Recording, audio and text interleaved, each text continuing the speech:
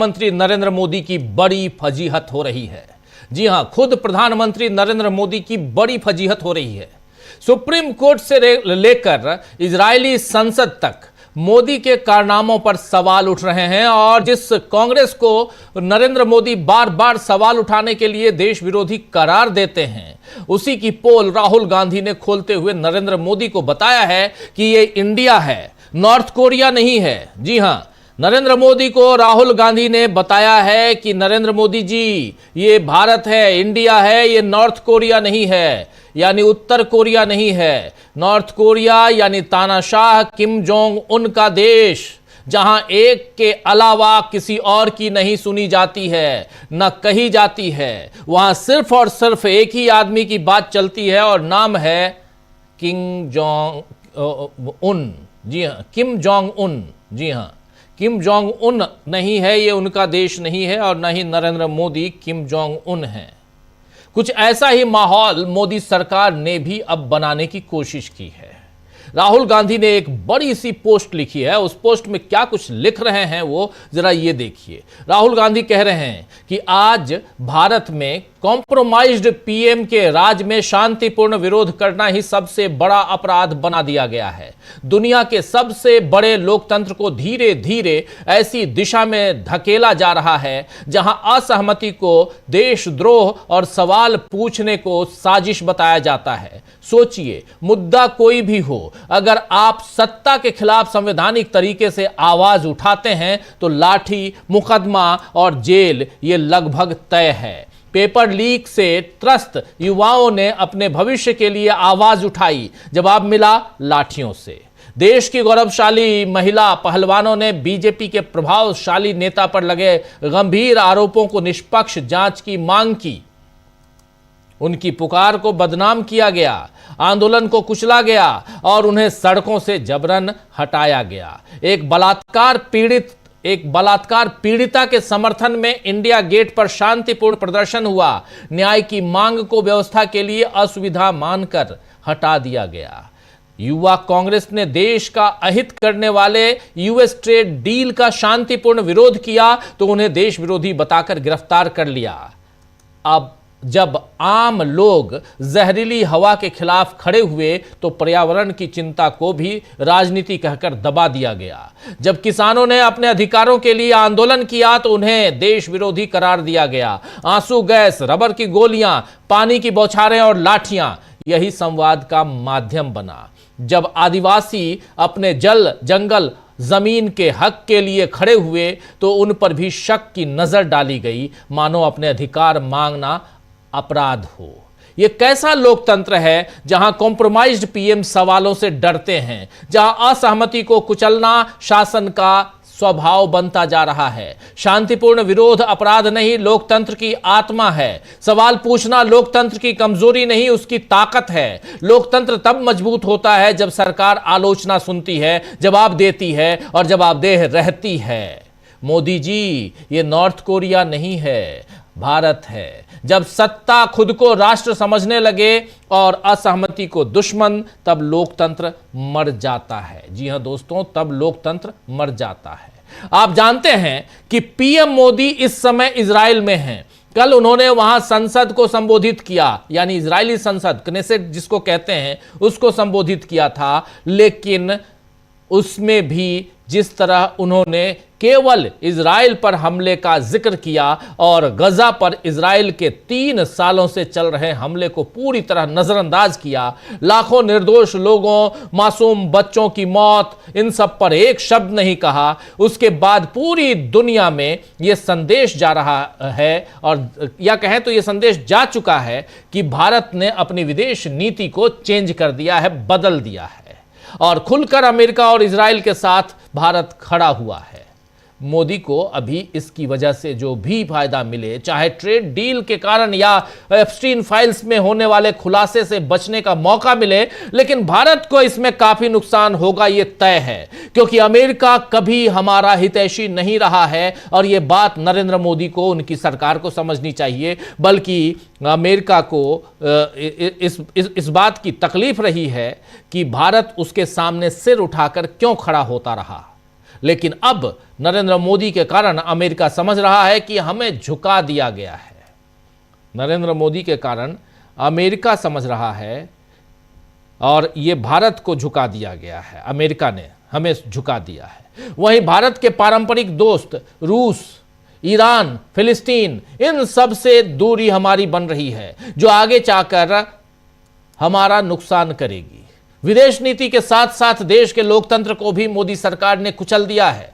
अभी आपने राहुल गांधी की पोस्ट देखी, आज उसी का जिक्र करते हुए अभिषेक सिंघवी ने, जी हां, अभिषेक मनु सिंघवी जो राज्यसभा के सांसद भी हैं, वकील भी हैं, उन्होंने आज प्रेस कॉन्फ्रेंस की। क्या कुछ कहा है, जरा सुन लीजिए अभिषेक सिंघवी को कह क्या रहे हैं। मेरे पास पूरा उनका वक्तव्य है। शांतिपूर्ण विरोध अपराध नहीं है, लोकतंत्र की आत्मा है। ये एक वाक्य गांधी जी ने कार्यान्वित किया था 100 साल पहले। सवाल पूछना लोकतंत्र की कमजोरी नहीं, उसकी ताकत है।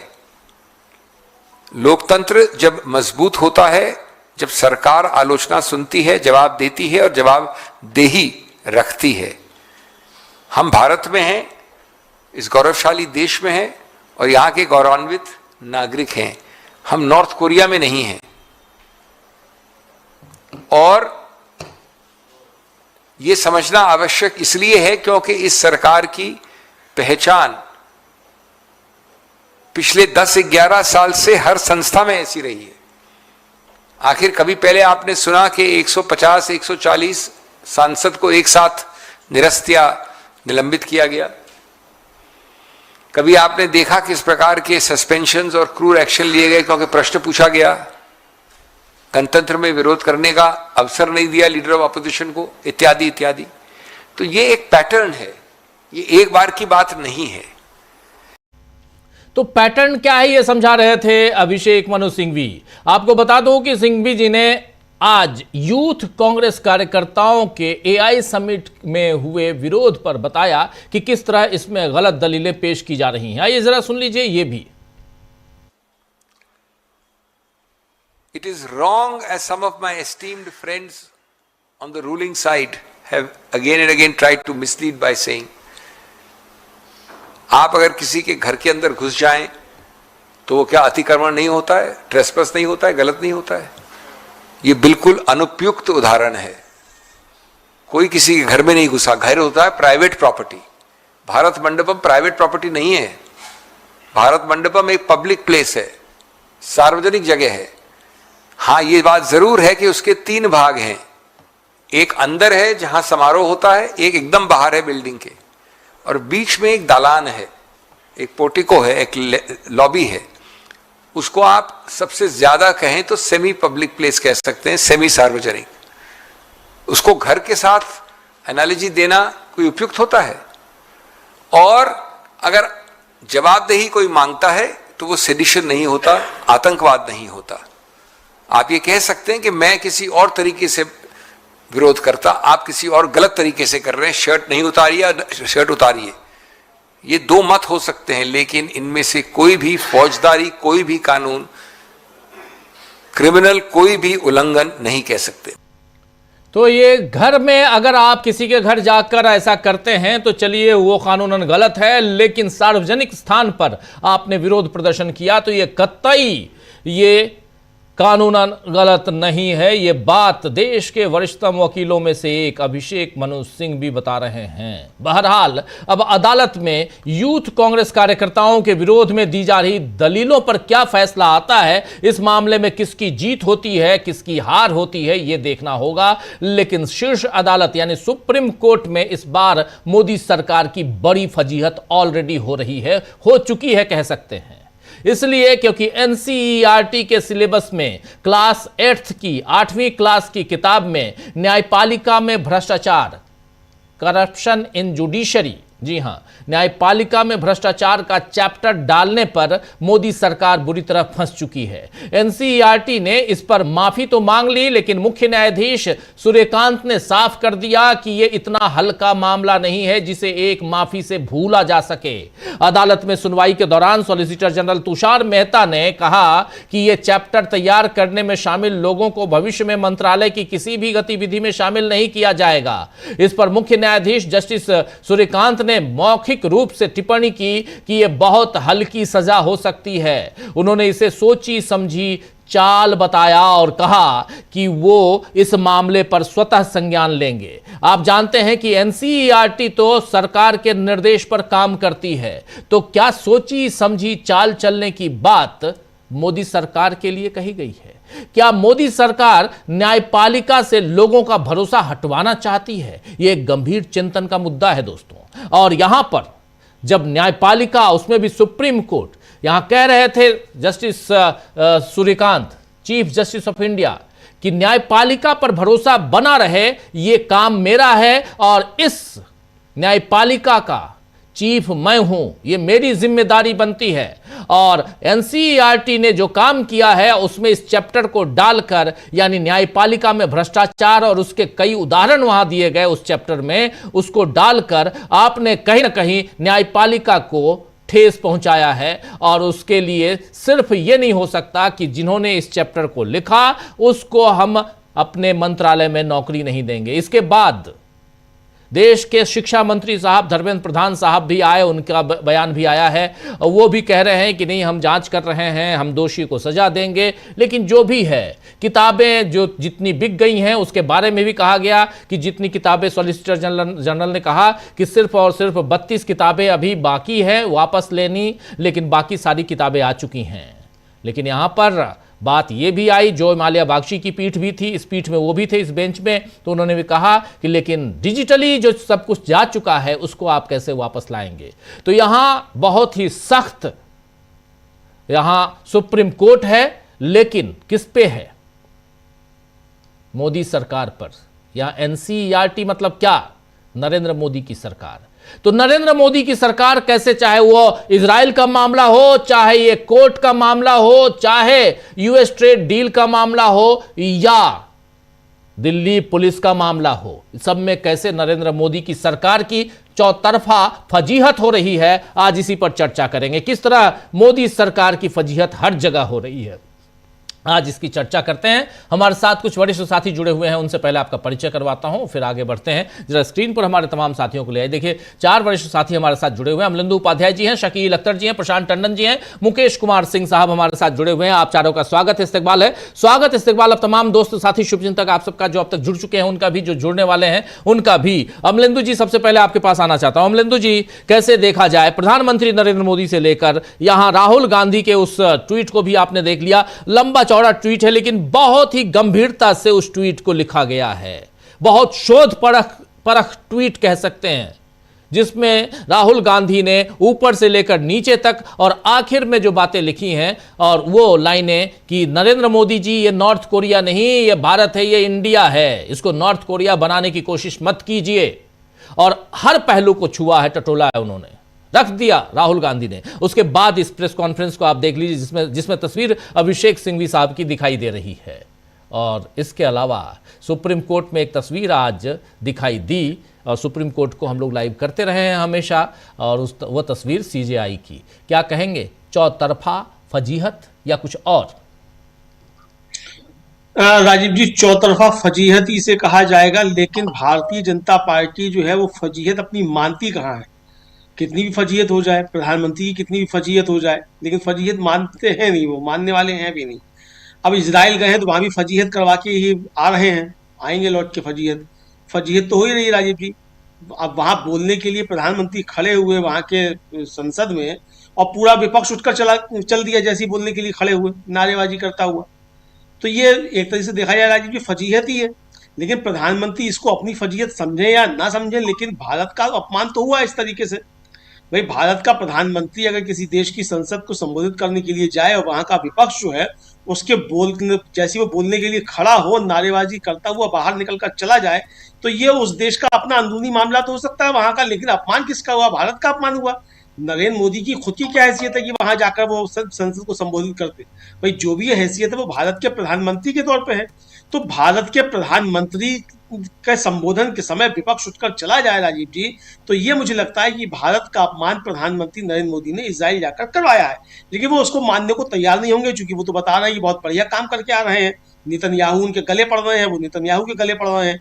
तो गले पड़ने की डिप्लोमेसी खूब हो रही है। और कल आपने कहा था कि अब कार में बैठने की डिप्लोमेसी भी हो गई है, तो कार में बैठने की डिप्लोमेसी भी हो रही है। लेकिन राजीव जी, जिस तरीके से प्रधानमंत्री गए हैं इजराइल, और वहां जो बातें प्रधानमंत्री ने कही और जो बातें नेतन्याहू ने कही, दोनों बातों का सार राजीव जी ये है कि प्रधानमंत्री नरेंद्र मोदी ने भारत की जो है वो फजीहत करवाई है इजराइल जाकर। क्योंकि नेतन्याहू ने ये कहा राजीव जी कि जब आपने जो था संकट के समय कोई बहाना नहीं बनाया, आप इजराइल के साथ मजबूती के साथ खड़े रहे, जबकि सब जो थे वो बहाना बना रहे थे। इसका मतलब सीधा सीधा राजीव जी है कि जिस समय इजराइल जो था वो गजा में नरसंहार कर रहा था, उस समय नरेंद्र मोदी इजराइल के साथ खड़े हुए थे, जबकि सारी दुनिया जो थी वो इजराइल के खिलाफ खड़ी हुई थी। ये एक तरीके से साफ संदेश जो है वो नेतन्याहू ने दिया। प्रधानमंत्री नरेंद्र मोदी वहां जाते हैं तो वहां जाकर आप इजराइल पे हुए हमले की तो आप निंदा करते हैं, लेकिन गजा पर जो हमला इजराइल ने किया उसके बाद बारे में आपके मुंह से एक शब्द नहीं निकलता है। और आप हमास के खिलाफ भी वहां जाकर बोलते हैं, जबकि हमास को भारत सरकार जो राजीव जी वो आज तक आतंकवादी नहीं मानती है। तो प्रधानमंत्री नरेंद्र मोदी वहां जाकर जो कर रहे हैं, जो बोल रहे हैं, क्या वो भारत सरकार की बात कह रहे हैं या वहां व्यक्तिगत तौर पर कुछ कह रहे हैं? अगर व्यक्तिगत तौर पर प्रधानमंत्री नरेंद्र मोदी कुछ कह रहे हैं और बीजेपी के नेता के तौर पर कह रहे हैं, तो इस यात्रा का सारा खर्च जो है वो भारतीय जनता पार्टी से प्रधानमंत्री की सैलरी से वसूल किया जाना चाहिए। और अगर भारत की तरफ से बोल रहे हैं तो भारत सरकार का आधिकारिक स्टैंड जो है आप उसके खिलाफ कैसे बोल सकते हैं जाकर? तो ये राजीव जी सवाल तो प्रधानमंत्री नरेंद्र मोदी ने फजीहत खूब करवाई है भारत की इजराइल जाकर। लेकिन आज जो सुप्रीम कोर्ट में हुआ है राजीव जी, बहुत गंभीर टिप्पणियां जस्टिस सूर्यकांत ने की। एक तो उन्होंने कहा कि मुझे मालूम है कि साजिशकर्ता जो है कौन है और इसके पीछे मकसद क्या है, और मेरी जिम्मेदारी है, अदालत की इसकी जिम्मेदारी है कि न्यायपालिका की छवि खराब करने की जो कोशिश की जा रही है उसको हम बचाएं। और ये पूरे स्ट्रक्चर के ऊपर, जो बेसिक स्ट्रक्चर है उसके ऊपर हमला जो है, इसको कहा जस्टिस जय माल्या बागची ने।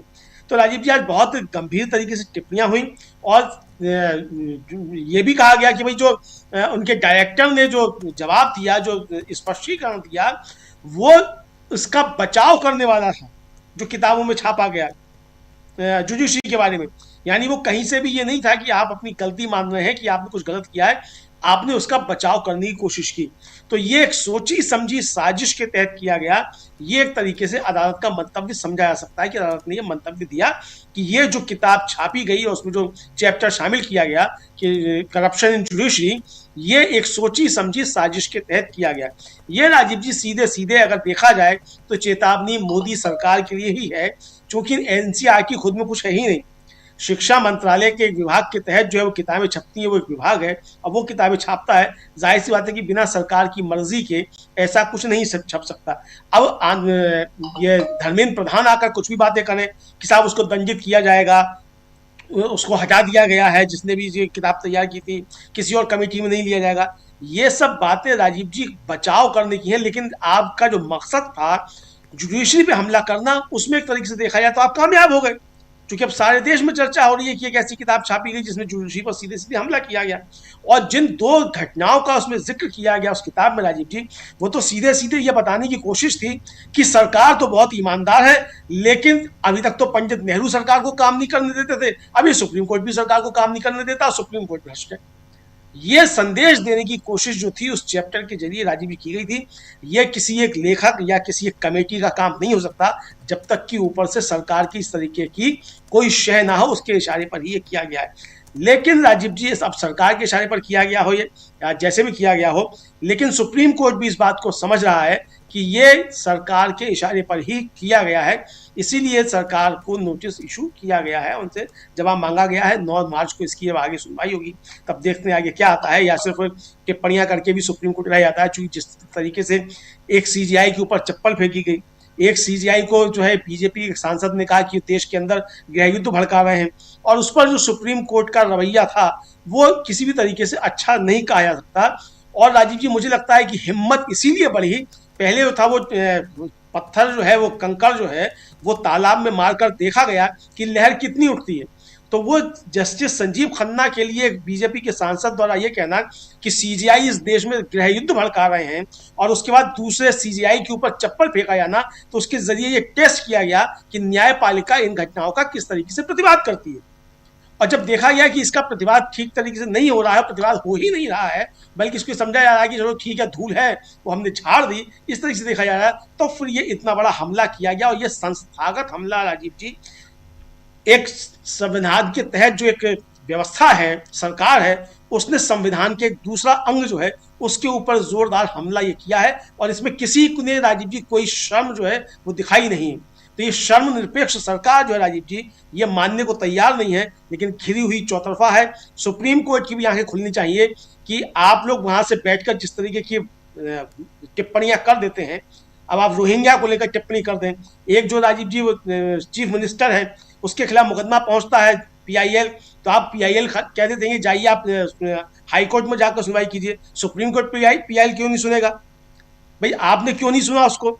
मानवाधिकारों का अगर उल्लंघन हो रहा है तो आप क्यों नहीं सुनेंगे? उसके हाई कोर्ट क्यों जाएगा? फिर आप बता रहे हैं कि साहब इसके अंदर लैकुना है, ठीक तरीके से ये याचिका दायर नहीं की गई। अरे जस्टिस पीएन भगवती ने तो आदेश दिया था कि अगर एक पोस्ट कार्ड पे भी आ जाएगा तो भी वो पीआईएल है। तो आप कैसे जो, या तो आप उसको खारिज कीजिए कि जो पीआईएल की व्यवस्था है वो हम खारिज करते हैं, आप उसको बिना खारिज किए आप डाइस पे बैठ कर टिप्पणी कर देंगे। तो राजीव जी, इन सारी चीजों से सरकार ने अंदाज लगा लिया कि जुडिशरी शायद कोई प्रतिवाद नहीं करेगी, तब जुडिशरी पर हमला कर दिया जाए। तो अभी तक पंडित नेहरू काम नहीं करने देते थे, अब उसमें एक नाम और जुड़ गया है, वो है न्यायपालिका का। अब राजीव जी, राहुल गांधी ने जो आज ये लंबा चौड़ा ट्वीट किया, और इस ट्वीट के साथ साथ जो आज केरल में राहुल गांधी ने बातें कही हैं, वो लगभग राजीव जी एक से ही बातें हैं। ऐसे आप जो जिक्र अभी एक मुख्यमंत्री का आप जिक्र कर रहे हैं, हिमंता बिस्वा शर्मा का, हाँ, उसको हाई कोर्ट ने जो आज टिप्पणी की है, बहुत खतरनाक टिप्पणी, बहुत गंभीर टिप्पणी है, जिसको संज्ञान में अगर लेते हैं, वहाँ की सरकार अगर लेती है तो उनको माफी मांग लेनी चाहिए तत्काल मुस्लिम कम्युनिटी से भी। क्योंकि नाम इसलिए ले रहा हूं क्योंकि मियाँ लोगों को 5 रुपए की जगह 4 रुपए दो, इन मियाँ लोगों को यहां से भगाना है, ये सारी बातें वो कर रहे थे। हाई कोर्ट ने कहा है कि मुख्यमंत्री के जो भाषण रिकॉर्ड पर लाए गए हैं वो पहली निगाह में विभाजनकारी प्रवृत्ति के दर्शाते हैं। ये ऐसे विचार हैं जो समाज को तोड़ने या अलग करने की भावना पैदा करते हैं। ये हाई कोर्ट की टिप्पणी है। अब फैसला क्या आता है अलग चीज है, कारण बताओ नोटिस जारी किया गया है। अभिषेक मनु सिंघवी इसमें सुनवाई में याचिकाकर्ताओं के वकीलों की तरफ से यही इसको कर रहे हैं। सीयू सिंह हैं, मीनाक्षी अरोड़ा हैं, और इन लोगों ने भी अपनी दलीलें पेश की। और यहाँ और भी बहुत सारी बातें कही गई हैं, लेकिन बहुत महत्वपूर्ण है ये टिप्पणी की सुनवाई इसमें कि मुख्यमंत्री के जो भाषण रिकॉर्ड पर लाए गए हैं वो पहली निगाह में विभाजनकारी प्रवृत्ति दर्शाते हैं, जो समाज को तोड़ने या अलग करने की भावना पैदा करते हैं। ये कहना ये छोटी मोटी बात नहीं है अमलेंदु जी, तो अपनी बात क्लोज कीजिए, फिर आता हूं। बिल्कुल, हाँ, ये बिल्कुल छोटी मोटी बात नहीं है, हाईकोर्ट की गंभीर टिप्पणी है। अब हाईकोर्ट भी उसमें क्या करता है देखना है। मुझे लगता है राजीव जी की जो जिस तरीके के मुख्यमंत्री के भाषण हैं उसके आधार पर तो उनका मताधिकार जो है वही रद्द कर दिया जाना चाहिए, और हो सकता है कि हाईकोर्ट जिस तरीके का कोई फैसला भी करे। बाकी अब करता है नहीं करता वो देखा जाएगा, चूंकि आप सीधे सीधे एक समुदाय को लक्षित करके आप टिप्पणी कर रहे हैं। और उससे ज्यादा, इस टिप्पणी से भी ज्यादा खतरनाक तो वो था राजीव जी, जो ट्वीट जो था वो किया गया, फिर उसको डिलीट कर दिया गया कि आपने गौरव गोगोई को जो है दिखाया कि ये मियाँ हैं और आप जो है वो ट्रिगर दबा रहे हैं और निशाना आप वहां लगा रहे हैं। तो बहुत गंभीर है राजीव जी। लेकिन राहुल गांधी ने जो आज कहा है राजीव जी, और ट्वीट भी किया है, वो सीधे सीधे इस सरकार की आंख में आंख डालकर ये बता दिया है कि आपकी ये दमनकारी प्रवृत्तियां जो हैं वो इस देश के लोकतंत्र को नेस्तनाबूद नहीं कर सकती हैं।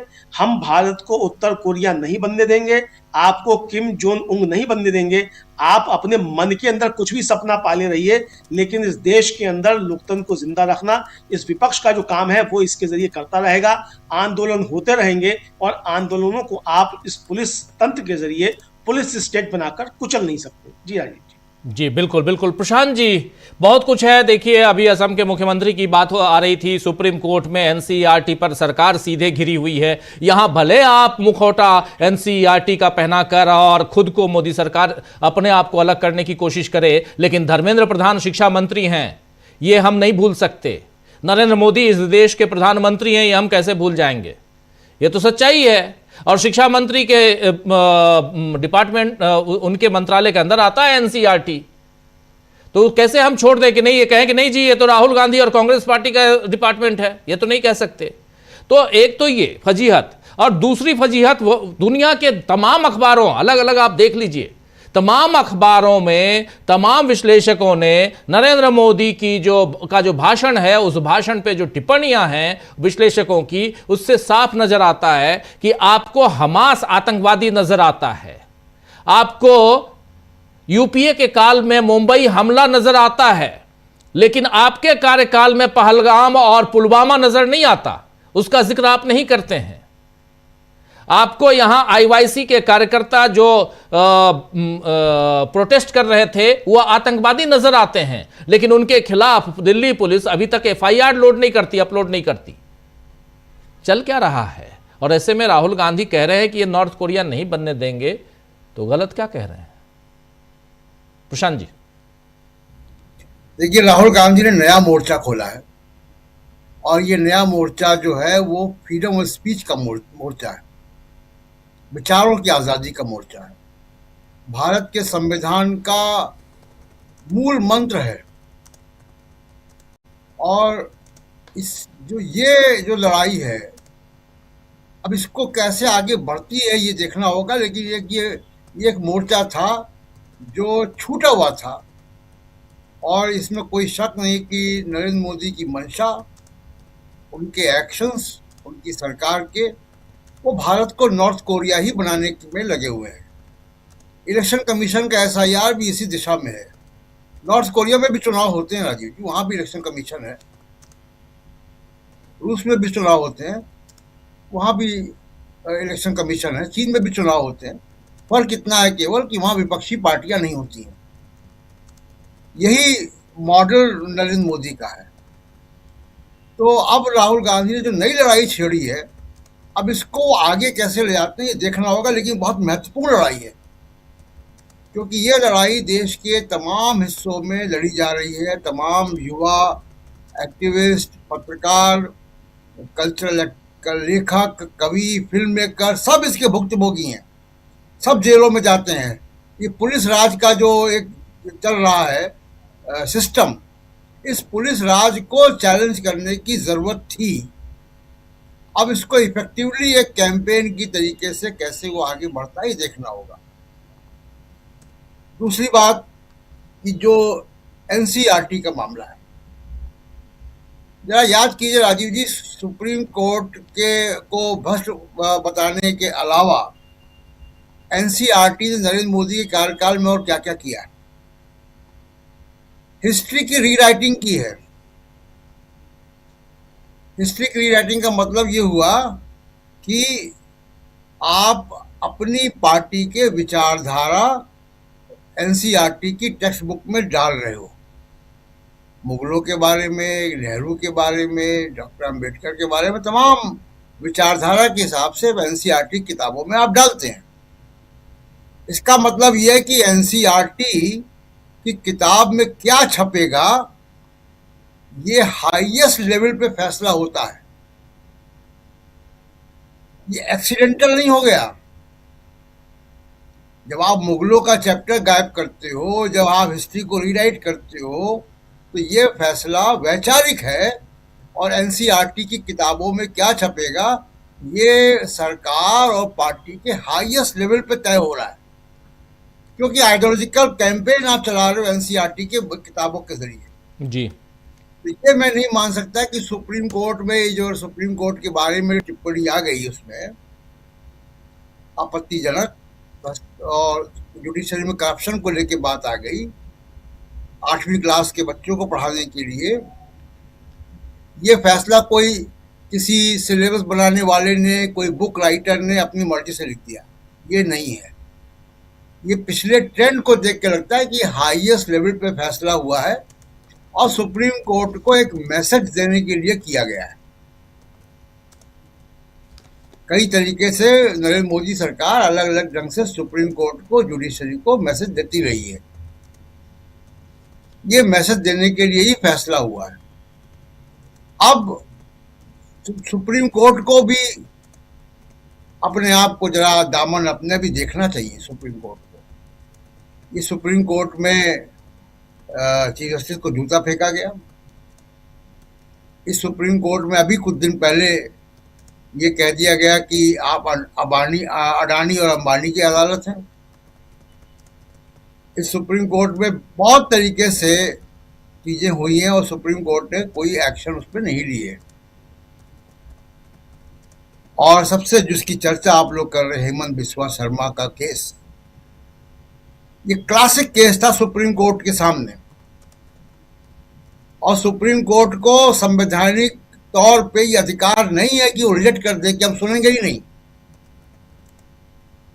भारत के संविधान का आर्टिकल 32 भारत के हर नागरिक को सुप्रीम कोर्ट को डायरेक्ट अप्रोच करने का अधिकार देता है। ये कोई प्रिविलेज नहीं है, ये कोई ये स्टैंडर्ड प्रोसीजर नहीं है, कोई रूल नहीं है, ये अधिकार है, मूल अधिकार है ये आर्टिकल 32।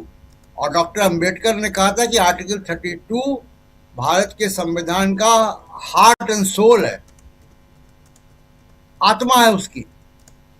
और अगर सुप्रीम कोर्ट उस पर कुछ करता नहीं, कहता कि आप हाई कोर्ट जाइए हम नहीं सुनेंगे, और इतनी सीरियस बात कि एक मुख्यमंत्री दिखाई दे रहा है वीडियो में जो मुसलमान को राइफल से गोली मार रहा है, और ये कोई थर्ड पार्टी वीडियो नहीं था, ये उस मुख्यमंत्री की पार्टी के ऑफिशियल हैंडल से जारी हुआ था।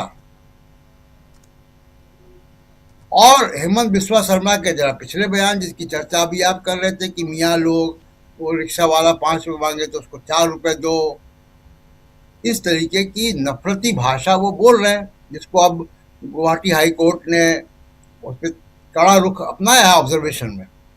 लेकिन ये कोई एक पहला मामला नहीं था। आप देखिए कि सुप्रीम कोर्ट क्या दलितों के साथ इस देश के खड़ा हुआ है। जिस आंगन फानन में आपने 10% EWS का कर दिया और तब 50% की लिमिट आपको ख्याल नहीं आई, लेकिन यही सुप्रीम कोर्ट SC/ST एक्ट को डाइल्यूट करता है। यही सुप्रीम कोर्ट आरक्षण के मामले पे एक रुख नहीं लेता, सख्त रुख, तब उनको 50% की सीलिंग याद आती है। यही सुप्रीम कोर्ट अभी UGC का मामला आया जब, तो इस सुप्रीम कोर्ट ने उसको स्टे कर दिया, जो मामला जुड़ा हुआ है सीधे सीधे भारत के वंचित वर्ग के आत्मसम्मान से, और जिसमें सीरियस घटनाएं हुई हैं, चाहे वो पायल तड़वी घटना हो, चाहे वो रेहुत वेमुला घटना हो, इंस्टीट्यूशनल मर्डर्स हुए हैं, उस पर अगर सुप्रीम कोर्ट स्टे कर देता है उसको, तो सुप्रीम कोर्ट किसके साथ खड़ा हुआ है? सुप्रीम कोर्ट इस देश की माइनॉरिटीज के साथ नहीं खड़ा हुआ है। बिना ट्रायल के लोग जेलों में हैं। यहां तक हो गया कि उमर खालिद को पिटीशन विड्रॉ करनी पड़ी कि हमको कोर्ट बेल देगा ही नहीं। अब उसके ऊपर जो फैसला किया कि 1 साल तक तो आप बेल अप्लाई भी नहीं कर सकते। तो सुप्रीम कोर्ट को भी जरा अपने अंदर, अपने गिरेबान में भी झांकना चाहिए कि क्या जो भारत की संविधान ने उनको वो स्थान दिया है कि आपको नागरिकों के अधिकारों की रक्षा करनी है, भारत के संविधान की रक्षा करनी है, उसमें क्या वो खरे उतर रहे हैं? ये बहुत गंभीर मामला है। तो सुप्रीम कोर्ट ने इस पे संज्ञान लिया NCERT के मामले पे, बहुत अच्छी बात है। लेकिन सुप्रीम कोर्ट अपने अंदर भी गिरेबान में भी झांके और जो संवैधानिक मंशा है, जो संविधान ने उनको मैंडेट दिया है, उस मैंडेट का पालन करें और पालन करते हुए दिखाई दें। ये तो बड़े मशहूर एक मतलब कहावत है ना, और जूरिस्प्रूडेंस की भी है कि न्याय केवल होना नहीं चाहिए, न्याय होता हुआ दिखना भी चाहिए। तो कहाँ दिख रहा है न्याय होता हुआ? इस देश के दलितों के साथ, इस देश की माइनॉरिटीज के साथ, महिलाओं के साथ, कमजोर वर्गों के साथ कहाँ होता हुआ दिख रहा है? हमने देखा ब्रजभूषण शरण सिंह का मामला, हमने देखा अभी कुलदीप सिंह सेंगर का मामला, हमने देखा गुजरात में जो रेप कन्विक्ट थे उनको छोड़ दिया गया।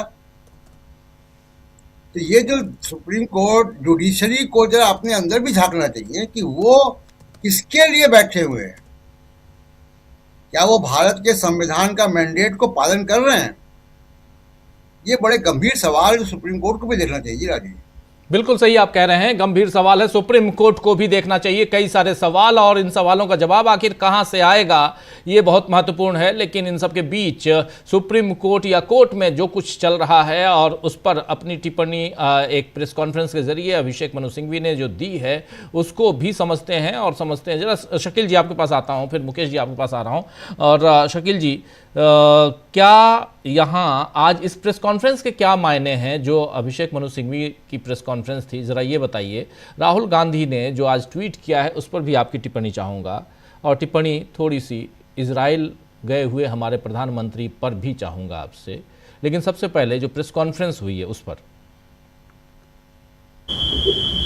आज की जो प्रेस कॉन्फ्रेंस थी उसका सीधा उद्देश्य था कि अपनी सॉलिडरिटी, अपनी एकजुटता यूथ कांग्रेस के साथ दिखाना।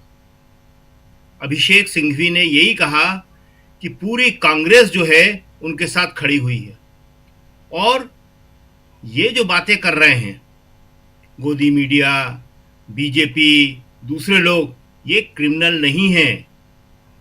इन्होंने कोई देशविरोध का काम नहीं किया है। उन्होंने यूथ को बधाई दी सीधी सीधी कि हम यूथ को बधाई देते हैं, और राहुल का पूरा ट्वीट जो है उन्होंने दोहराया इसी बात को मजबूत करने के लिए। तो सिंघवी आज बड़ी मजबूती के साथ सामने आए थे और यही बताने आए थे कि कांग्रेस इस लड़ाई को छोड़ेगी नहीं और इसको पूरी ताकत से लड़ती रहेगी। और सिंघवी ने जो ये कहा उसी बात को आज असम हाई कोर्ट ने सही ठहराया। सिंघवी ने कहा कि देश के विभाजन की बात कर रहे हैं, लड़कों के जरिए फूट डालने की बात कर रहे हैं। इनके मन में भी ये विचार नहीं होगा जो आरोप इनके ऊपर लगा रहे हैं। और वो बात असम हाई कोर्ट ने कहा कि ये काम तो हमारे मुख्यमंत्री कर रहे हैं, काम कर रहे हैं उनके मुख्यमंत्री बीजेपी के हेमंत शर्मा बिस्वा, और आरोप लगा रहे हैं यूथ कांग्रेस के लड़कों के ऊपर।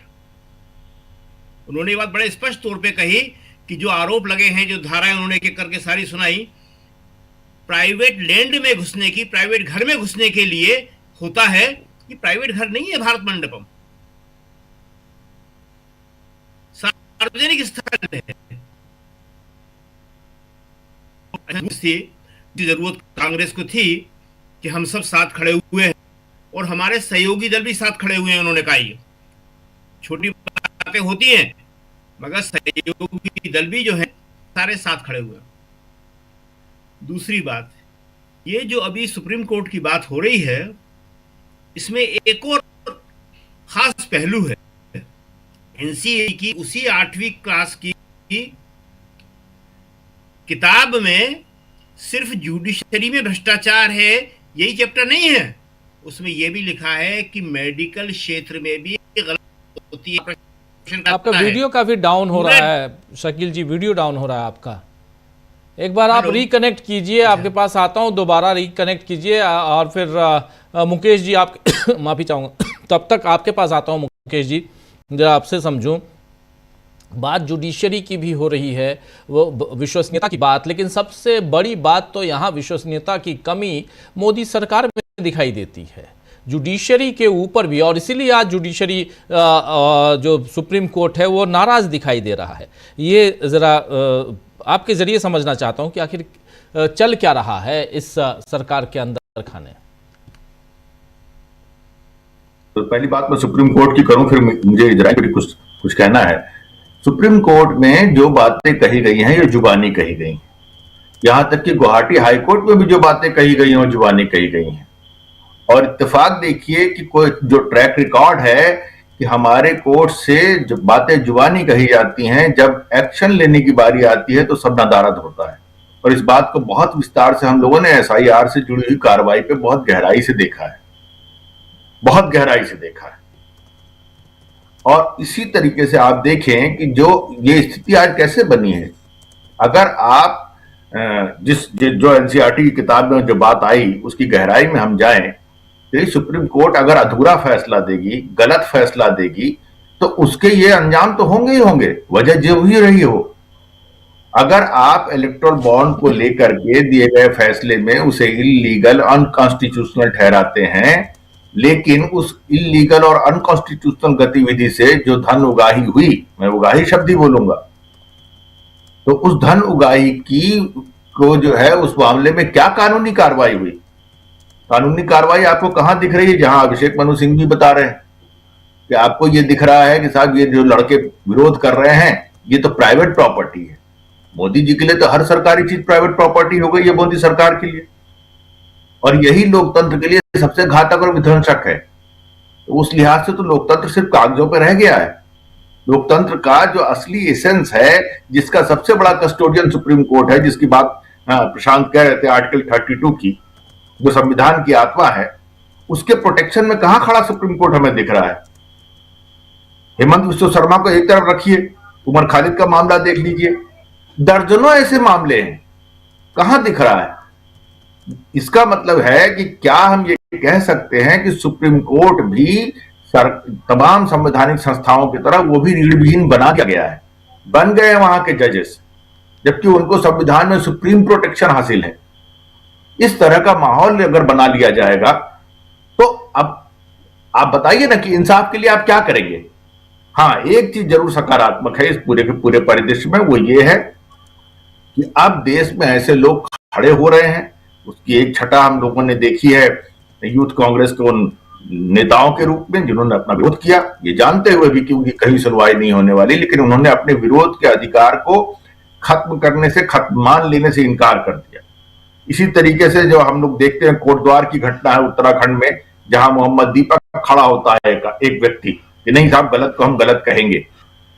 ये जो ट्रेंड है, यही बस इनके आंखों की जो है वो कहें कि नींद हराम करने के लिए काफी है। इसी तरह से, इसीलिए उन बातों को, सारी बातों को राहुल गांधी जब एड्रेस करते हैं तो इस सरकार की स्थिति सबसे खराब होती है। अगर राहुल गांधी की हरकतें, उनका काम, उनकी, तो भैया उनके खिलाफ करो ना कार्रवाई, डालो उनको जेल में। मैंने पहले भी आपके मंच पे ये बात कही है, वो हिम्मत क्यों नहीं लाते हो?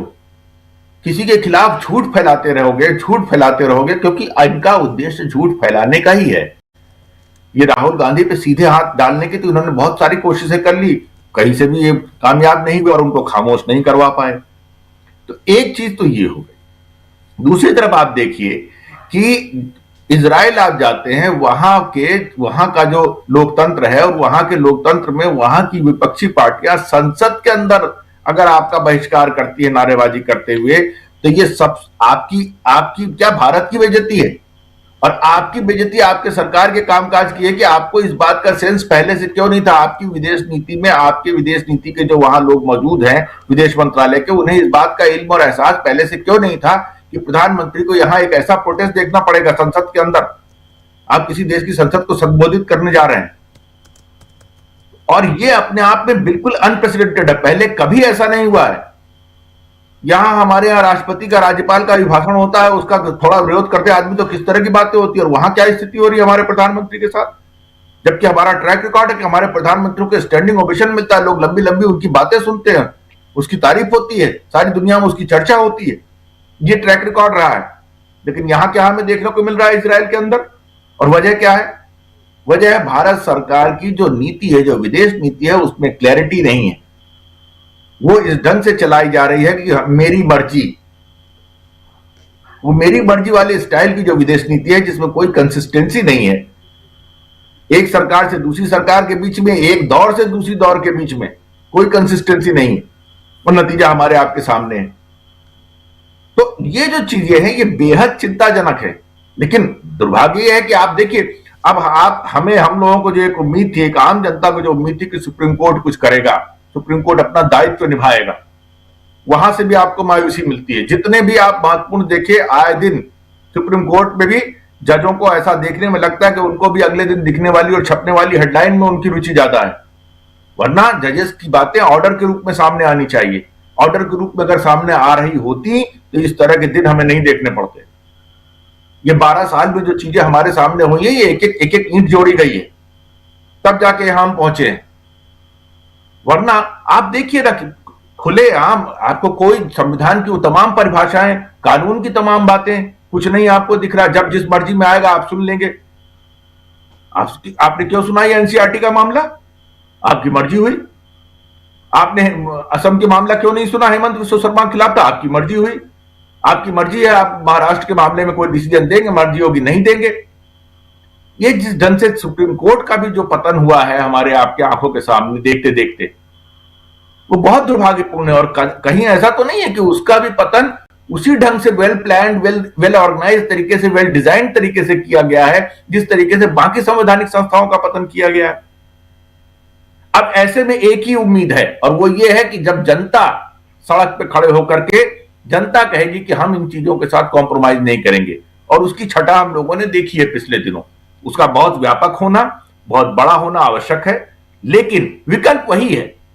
अब आप ये सोचिए कि आप किसी इस देश के कॉन्स्टिट्यूशनल मैकेनिज्म से, इस देश में कानून के राज से जुड़ी हुई जो संस्थाएं हैं, उनके माध्यम से आपको इंसाफ मिल सकता है, वो तो नहीं होने वाला। आपके सामने नैरेटिव क्या दिया गया है? हम जो कह रहे हैं वही सच है, हमारा बुलडोजर सच है, हमारे लिए कानून की कोई अहमियत नहीं, हमारे लिए अदालत की कोई अहमियत नहीं, हमारे लिए प्रक्रिया की कोई अहमियत नहीं, हम ही प्रक्रिया है। कहां कार्रवाई हुई भाई? लोकसभा के अंदर सांसद को जिस तरह की अभद्र बातें कही गई, क्या उसके खिलाफ कभी कार्रवाई देखी हम लोगों ने? उसको तो आपने आगे चल के चुनाव भी लड़वाया। सब कुछ हमारे आपके सामने। आप देखिए ना कि जितनी भी नागवार घटनाएं हैं, जितनी भी गैर कानूनी, अनडेमोक्रेटिक, इलीगल, अनकॉन्स्टिट्यूशनल, जितनी भी इस तरह के बिहेवियर हमें सत्ता तंत्र की तरफ से आते हुए दिखते हैं, उसमें कहीं भी कभी भी हम लोगों का एक घटना बता दीजिए कि जब जिसमें इस देश के इंस्टीट्यूशन ने कोई एक्शन लिया है और वो एक्शन इफेक्टिव और फ्रूटफुल रहा है, या उससे कुछ मैसेज गया है। अभी क्या लगता है आपको, यहां पर गुवाहाटी हाईकोर्ट कुछ करके दिखा देगा? माफ कीजिएगा, जो ट्रैक रिकॉर्ड हम देख रहे हैं, आज जितनी बातें कही हैं सब ओरल बातें हैं, होगा कुछ नहीं। और होने की जब स्थिति आएगी उससे पहले न जाने क्या क्या हो जाएगा। जज को यहां से वहां ट्रांसफर भी कर दिया जाएगा और उसकी बेंच बदल दी जाएगी और न जाने क्या क्या हो जाएगा। सब कुछ हम देख चुके हैं जी। तो ये जो स्थिति है, यह आपने कानून के राज को जिस तरीके से तोड़ा मरोड़ा है, सत्यानाश किया है उसका, ये उसी का फॉल आउट है। आज की तारीख में हालत यह बना दी गई है कि जो व्यक्ति सत्ता तंत्र के रहमो करम के ऊपर है वो तो ठीक है, जी लेगा, अन्यथा किसी का पता नहीं है कि उसका क्या अंजाम होने वाला। जी राजीव। बिल्कुल बिल्कुल, जरा आना चाहता हूं जल्दी से शकील जी, आपकी आवाज उस समय नहीं आ रही थी ठीक से, अपनी बात आगे बढ़ाइए। जी अब आ रही है? अब ठीक है? जी बिल्कुल। तो हम ये कह रहे थे कि जुडिशरी पे करप्शन का जो पाठ है, जिस 8वीं की किताब में लिखा है, उसी में सिर्फ यही नहीं है, उसमें यह भी है कि डॉक्टर लोग गलत ऑपरेशन कर देते हैं, मेडिकल प्रैक्टिस गलत होती है। उद्देश्य क्या है? सारी की सारी संस्थाओं को, सारी की सारी चीज़ों को संदेह के घेरे में ले आओ। अभी जो मुकेश जी कह रहे थे, बहुत इंपॉर्टेंट बात है कि जुडिशरी का पतन या किसी भी संस्था का पतन ये स्वतः नहीं हुआ है, ये सब एक डिजाइन के तौर पे करवाया गया है। और जज लोया के बाद में जुडिशरी क्या, सब डरे हुए हैं। तो ये जो है करप्शन जुडिशरी में सिर्फ इसीलिए पार्ट डाला गया है ताकि लोगों का विश्वास जो है उस संस्था से उठ जाए। अपनी लकीर जो छोटी सी है वो बड़ी कैसे दिखे? सारी संस्थाओं की, सारे व्यक्तियों की, सबकी लकीरें घिसो, सबकी लकीरें छोटे करो। मेन काम ये है इनका, 12 साल से यही कर रहे हैं वो, और उसी के तहत ये पार्ट डाला गया। अभी क्या कह रहे हैं? नई खबर चल रही है पूरे गोदी मीडिया में कि मोदी जी ने कहा था, मोदी जी को मालूम था अरे मालूम था तो किताब हटवा क्यों नहीं ली? सुप्रीम कोर्ट में अभिषेक सिंघवी और कपिल सिब्बल को क्यों कहना पड़ा? तब जाके कार्रवाई हुई है।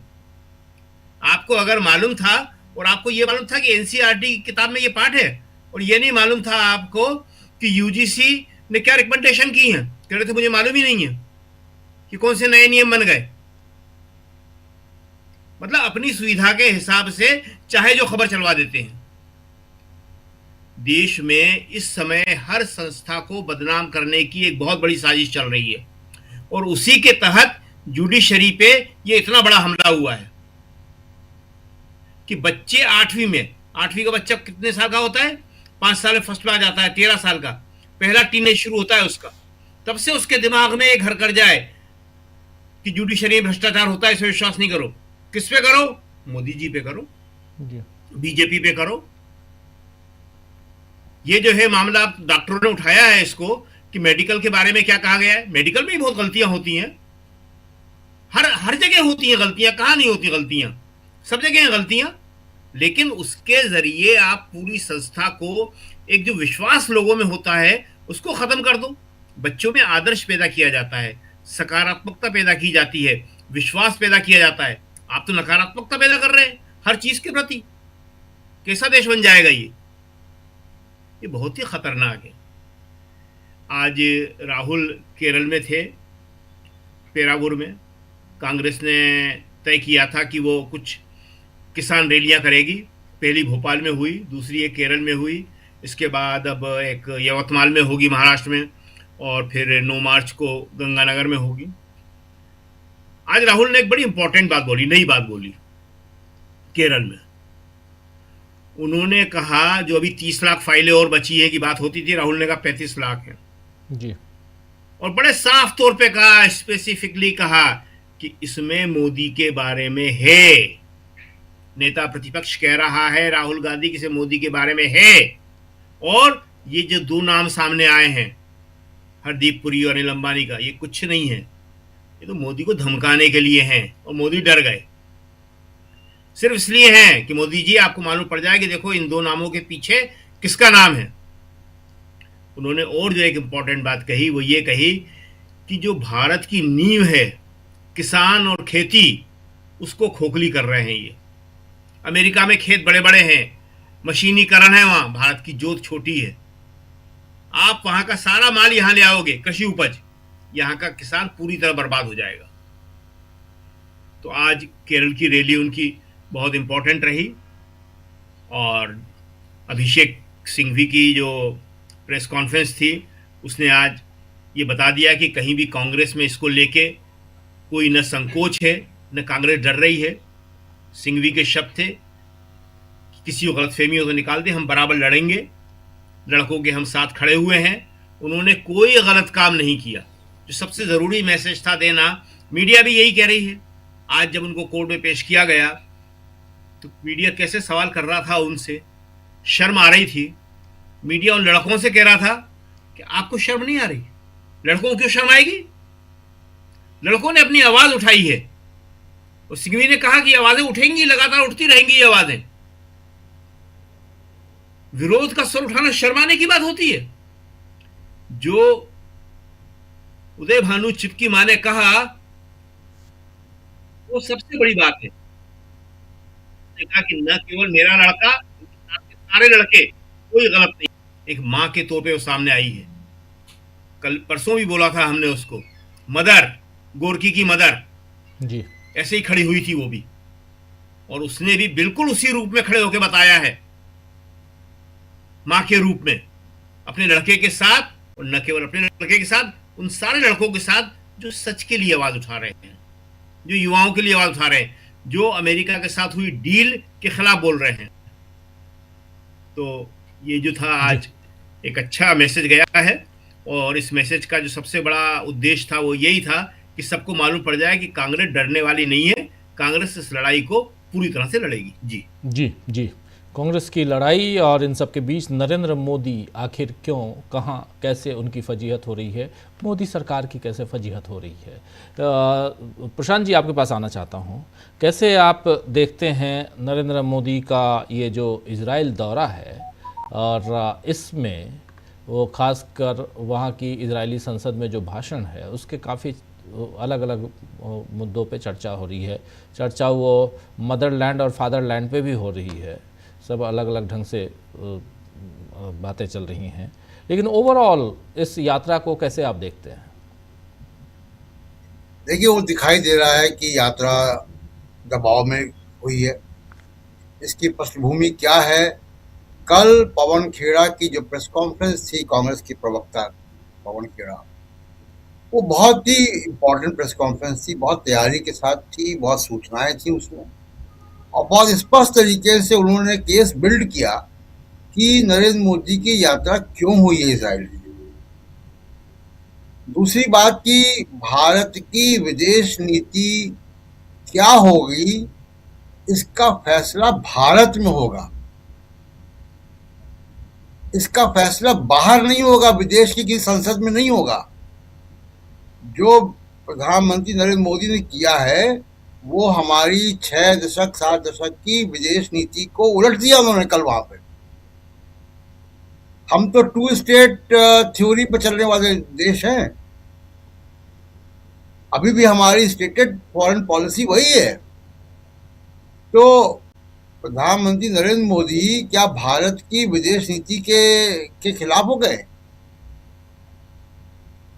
ये प्रधानमंत्री को, किसी प्रधानमंत्री को अख्तियार नहीं है कि विदेश की धरती में जाके आप भारत की विदेश नीति को आप बदल दें, पहली बात। दूसरी बात कि देखिए, पूरी दुनिया में आइसोलेट हो जाएंगे। अभी हमने देखा ऑपरेशन सिंदूर में कि किस तरीके से कोई भी देश आपके साथ खड़ा नहीं हुआ, और अब आप इस तरीके के काम करेंगे कि जिस नेतन्याहू के खिलाफ गिरफ्तारी का वारंट है इंटरनेशनल क्रिमिनल कोर्ट से, आईसीसी से, वो किसी यूरोप के किसी देश में जा नहीं सकता, गिरफ्तार हो जाएगा जी।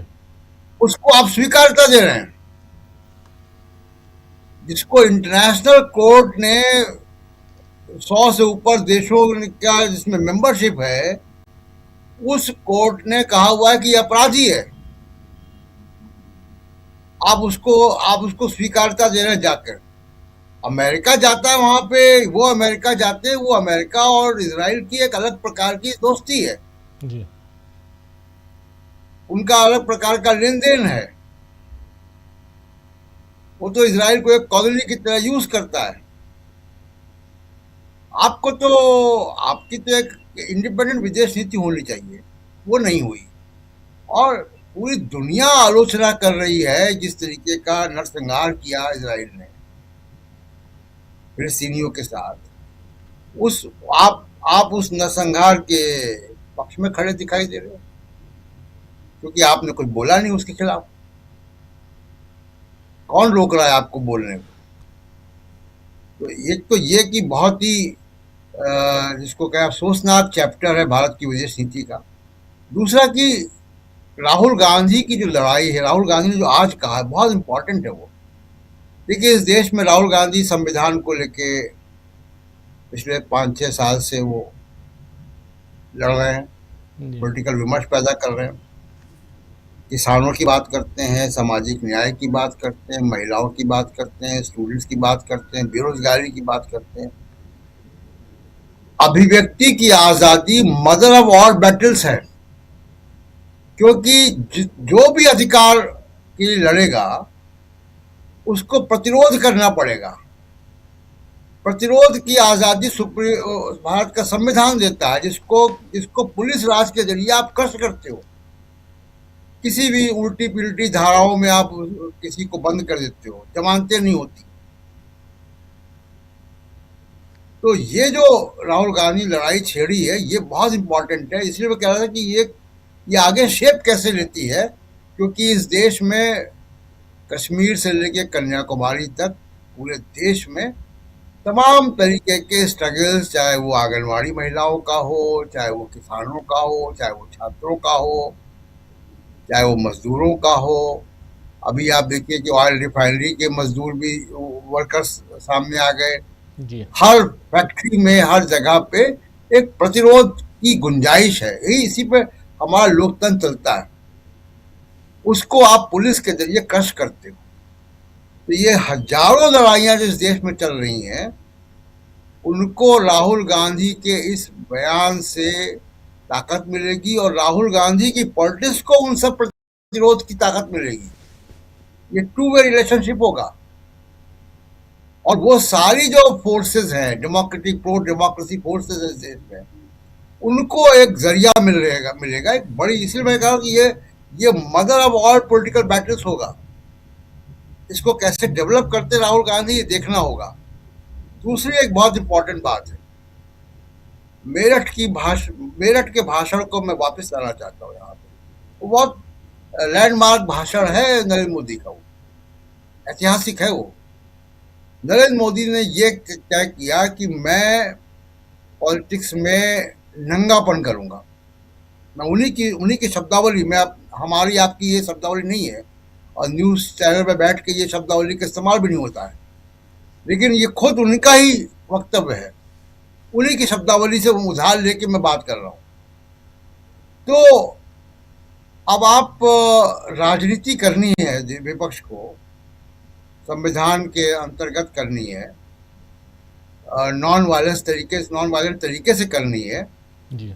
तो आप किसी नंगे को कैसे शर्मसार करोगे? तो इसलिए आप देखिए कि तमाम सारे जो आरोप लगते हैं वो मोदी जी पे उसका कोई असर नहीं होता है। वो उन्होंने मेरठ में बता दिया कि असर क्यों नहीं होता है। आप नरेंद्र मोदी को शर्मसार नहीं कर सकते। लोकराज के दायरे में उसके बाहर है वो कुछ भी बोलेंगे। वो 50 करोड़ की गर्लफ्रेंड भी कह सकते हैं किसी को, वो कांग्रेस की विधवा भी कह सकते हैं किसी को, वो भैंस उठा कर ले जाएंगे ये भी कह सकते हैं, मुजरा करेंगे ये भी कह सकते हैं। तो वो लोकराज के दायरे के ऊपर है, तो उनसे लड़ाई जो है वो एक नए तरीके से लड़नी होगी। तो लोकराज, जिसको लोकराज की परवाह नहीं, उससे कैसे लड़ेंगे आप? जी। जो उसको ताकत दे रहा उसके पास लोकराज है। जो उसको ताकत दे रहा, चाहे वो हिंदू अपर कास्ट है जो कि 90% उनके साथ है, खड़ा दिखता है। वो मीडिया है, गोदी मीडिया उन्होंने क्रिएट किया है। एक कॉर्पोरेट का एक वर्ग है जो कि उनके साथ खड़ा है। इनको लोकराज की परवाह है, इनको आप शर्मसार कर सकते हैं। तो लड़ाई वहां होनी चाहिए जिसको कि अगर आप बैटलफील्ड की टर्मिनोलॉजी में कहें कि सप्लाई लाइन काटिए आप। तो इसलिए राहुल गांधी का ये जो वक्तव्य है इसको मैं बहुत गंभीरता से ले रहा हूँ कि ये इस लड़ाई को, पॉलिटिकल जो बैटल है इस देश में, उसको एक नेक्स्ट लेवल पे ले जाने की गुंजाइश मुझे यहाँ दिखाई दे रही है। जी बिल्कुल बिल्कुल। राहुल गांधी की हम बात कर रहे हैं। राहुल गांधी इसको किस लेवल पे, किस दिशा में ले जाना चाहते हैं? जरा शकील जी आपके पास जल्दी से आना चाहता हूं। शकील जी, राहुल गांधी की सियासत और उसमें भी पिछले दिनों लगातार हम लोग देख रहे हैं काफ़ी अग्रेसिव दिखाई देते हैं राहुल गांधी, और आज का भाषण भी उनका जो केरल में भाषण उन्होंने दिया है उस भाषण को भी आपने सुना होगा। वहाँ भी कल भी परसों भोपाल में और उसके अलावा समय समय पर उनके ट्वीट्स, उनके बयान वो सब आ रहे हैं। ज़रा यहाँ पर कांग्रेस की इंटरनल और उसमें भी खासकर राहुल गांधी की, क्योंकि विपक्ष में ये साफ दिखाई दे रहा है कि जो लड़ाई राहुल गांधी लड़ रहे हैं वो लड़ाई विपक्ष में और कोई दूसरा नेता, मैं सिर्फ विद इन कांग्रेस पार्टी नहीं कह रहा हूँ, मैं इंडिया गठबंधन की बात कर रहा हूँ, कोई दूसरा नेता लड़ता हुआ दिखाई नहीं देता है। और दूसरी तरफ नरेंद्र मोदी की सरकार है। यहाँ पर दोनों की रणनीतियों का ज़रा यहाँ पर विश्लेषण कीजिए। लड़ाई राहुल बिल्कुल सीधी कर दी है कि जो भी मोदी से लड़ना चाहते हैं उन्हें उन मुद्दों पे साथ आना पड़ेगा जो राहुल गांधी उठा रहे हैं। राहुल गांधी व्यक्ति की लड़ाई नहीं लड़ रहे, वो ये नहीं कह रहे कि मेरे साथ आओ, वो मुद्दों की बात कर रहे हैं। उन्होंने जिस तरह से अपने यूथ कांग्रेस के साथियों का समर्थन किया, गोदी मीडिया ये समझ रहा था कि राहुल उनका समर्थन नहीं करेंगे। आज भी ये सवाल कर रहे थे वो कि 3 घंटे और 40 मिनट लेट ये वाला वक्तव्य आया, 1 घंटे 48 मिनट लेट ये वक्तव्य आया, फिर उसने ये कहा और उसने ये नहीं कहा और वो ये कह रहा है। इन सब का कोई मतलब नहीं है। राहुल पहले दिन से उनके साथ खड़े हुए हैं। राहुल ने कहा उन्होंने कोई गलत काम नहीं किया, मेरे बब्बर शेर हैं, उन्होंने आवाज उठाई और ये आवाज उठती रहेगी। ये जो मैसेज है ये मोदी जी को सबसे ज्यादा परेशान करता है। मोदी जी चाहते हैं कि जिस तरह से सारी संस्थाएं डरी हुई हैं उस तरह से विपक्ष, और विपक्ष में भी खासतौर से कांग्रेस, और कांग्रेस में से भी खासतौर से राहुल जो है डरे हुए रहे। लेकिन राहुल डरने वालों में से नहीं है, वो उस परंपरा के हैं जो कांग्रेस की परंपरा रही है और जिसमें उन्होंने आज़ादी की लड़ाई लड़ी। दूसरी उनकी पारिवारिक परंपरा रही है, मोतीलाल नेहरू से लेके जवाहरलाल नेहरू, इंदिरा गांधी तक, तो उसमें डर नाम की कोई चीज नहीं है। तो यही बात मोदी जी को सबसे ज्यादा परेशान कर रही है। तो मोदी जी शरण लेने के लिए इजराइल तक चले जाते हैं।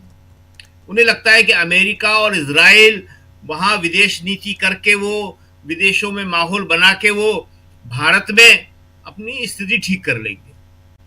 कि वहां की संसद में भाषण दे रहे हैं, यहाँ का गोदी मीडिया बहुत शोर मचा रहा है, ये नहीं बता रहा कि मोदी जी के खड़े होते ही वहां का विपक्ष जो है वो वॉकआउट कर गया। और किसी ने उस विपक्ष को देशद्रोही नहीं कहा, कहीं नहीं कहा, न अमेरिका ने कहा, न इजराइल ने कहा कि वो देशद्रोही। कह नहीं सकते, सरकार हिल जाएगी। लेकिन यहां कह देते। यहां अगर कोई विदेशी या संसद में आ जाता मोदी जी के साथ और विपक्ष किसी अन्य कारण से भी बाहर चला जाता, तब तो क्या तमाशा होता।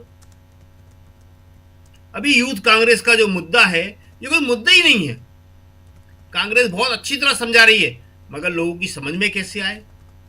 क्योंकि समझ में तो वही आ रहा है जो बार बार उसको दिखाया जा रहा है, बार बार बताया जा रहा है गोदी मीडिया के जरिए। कि उन लड़कों को शर्म आना चाहिए, राहुल को शर्म आना चाहिए, कांग्रेस को शर्म आना चाहिए। किस बात की शर्म आना चाहिए? सार्वजनिक जगह पे अपना मुद्दा उठाना कौन सा अपराध हो गया? वो यार सिंघवी ने कहा ना, कौन सा क्रिमिनल एक्ट है ये जरा बताओ तो। तुम धाराएं लगा दोगे, धाराएं लगाने से नहीं होगा, आपको बताना पड़ेगा कि इसमें क्या हो गया। हमेशा से इस तरह के आंदोलन चलते रहे। उन्होंने गांधी जी का भी जिक्र किया। पूरी दुनिया में चलते हैं इस तरह के आंदोलन। और ये शर्ट उतारने की बात जो है, मतलब वही समस्या ये है ना कि लोगों के जहन में एक नैरेटिव बैठा दिया गया है। और आज वास्तव में ये हालत है, बहुत बुरी हालत है कि लोगों को कुछ नहीं मालूम। लोगों को वही मालूम पड़ता है जो वो बता रहे हैं, जो वो दिखा रहे हैं। अरे कर्मचारी आंदोलन में तो हमेशा शर्ट उतारी जाती है। जाने कितने कर्मचारी आंदोलन में उतारी गई है। मजदूर आंदोलन में ऐसा नहीं होता, लेकिन जो कर्मचारी आंदोलन होता है, केंद्र सरकार के कर्मचारी, राज्य सरकार के कर्मचारी, उनके आंदोलनों में तो हमेशा शर्ट उतारी जाती है। शर्ट उतारना तो एक प्रतीक है, और उसको इतना बड़ा मुद्दा बना दिया इन्होंने। तो जहां तक राहुल का सवाल है, राहुल पे आप और तमाम आरोप लगा सकते हैं, तमाम में कमियां ढूंढ सकते हैं, लेकिन कोई यह नहीं कह सकता कि राहुल डर जाएंगे। कोई यह नहीं कह सकता कि राहुल जो है वो सिद्धांतों से अलग हट जाएंगे। उनके सिद्धांत हैं जो कांग्रेस के सिद्धांत हैं, उन पे वो लड़ रहे हैं। वो किसान के लिए, मजदूर के लिए, धर्मनिरपेक्षता के लिए, सच्चाई के लिए, और वो लड़ते रहेंगे। अभी केरल में उन्होंने यही बोला ना कि भारत की खेती को मैं बर्बाद नहीं होने दूंगा। अमेरिका के कृषि उपज अगर यहां आ गए तो भारत की खेती पूरी तरह बर्बाद हो जाएगी। उन्होंने तुलनात्मक अध्ययन करके बताया पूरा का पूरा कि अमेरिका का खेत कैसे, और सबको मालूम है ये बहुत बड़े बड़े खेत है वहां, तो सब्सिडी भारी है वहां पे। और यहां पे क्या है, छोटी जोत का किसान है, 2 बीघा, 1.5 बीघा, 5 बीघा, 7 बीघा। भारत की तो कृषि व्यवस्था की हालत वैसे ही बहुत खराब है। तो राहुल जो है आज एक उम्मीद की किरण है। और राहुल ने कल कहा था, मैंने चैलेंज किया है कि अगर मोदी जी में दम है तो डील कैंसिल करके बताएं। तो डील जो है वो किसान विरोधी है, वो छोटे और लघु उद्योग के विरोधी है, वो देश के विरोध में है। और आज भी राहुल ने कहा कि डील की क्यों। उन्होंने वही बताया कि 4 महीने से पेंडिंग पड़ी हुई थी। राहुल ने पूरा बोला आज केरल में। अचानक क्यों? एपिस्टीन फाइल। और राहुल ने साफ कहा कि नाम है आपका उसमें, 35 लाख फाइलें और हैं, इसका जवाब दें। और राहुल इस बात को कम से कम 4-5 बार दोहरा चुके हैं कि मोदी जी को खुद आके इस बात का जवाब देना चाहिए। स्पष्टीकरण